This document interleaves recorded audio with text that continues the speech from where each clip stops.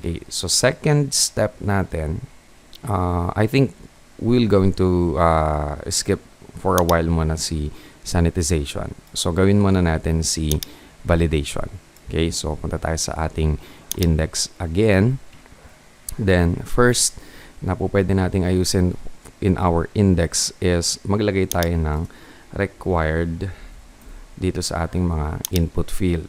Okay, required. So this is basic HTML pero napaka-useful din po nito.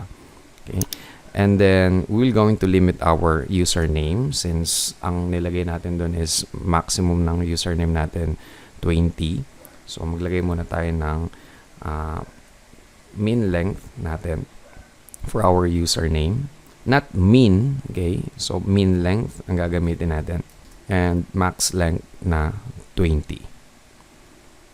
So in our password, we're going to add a validation also na kailangan ang minimum length ng itinype na user ay 8 lang din.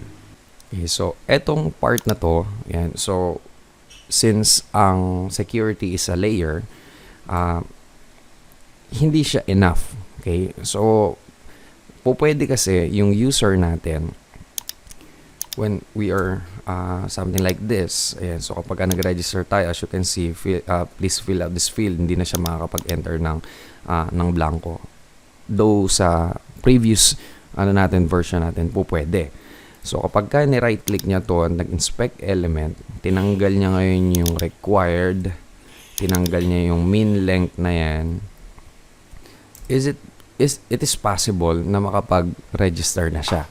Okay, with this, kasi nasa may front end lang natin siya ginawa.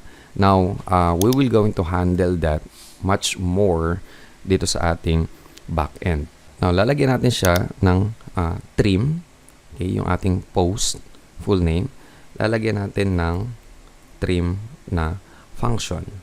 Wherein, ang gagawin niya is i-remove niya yung mga white spaces. If in case na mag-enter ng puro spaces lang or tab lang yung ating user. Okay? So, trim sa ating full name, username, and then password. Now, in here, so maglalagay tayo ng if statement. Okay, so if empty, okay, which means walang laman yung ating full name, we can add a alert. Okay, so alert full name is required. So this alert is calling this reusable function. Okay, and then yung nilagay nating argument sa loob, full name is required, is masasubmit or mapapasa dito sa $sign message, and siya namang ipa-fire ng ating SWAL or sweet alert. Okay, so and then kapag nangyari yan, we're going to add return. Okay? So, para hindi mag-fire yung nasa may ilalim na code. Okay? Ngayon, else, gawa tayo ng else statement.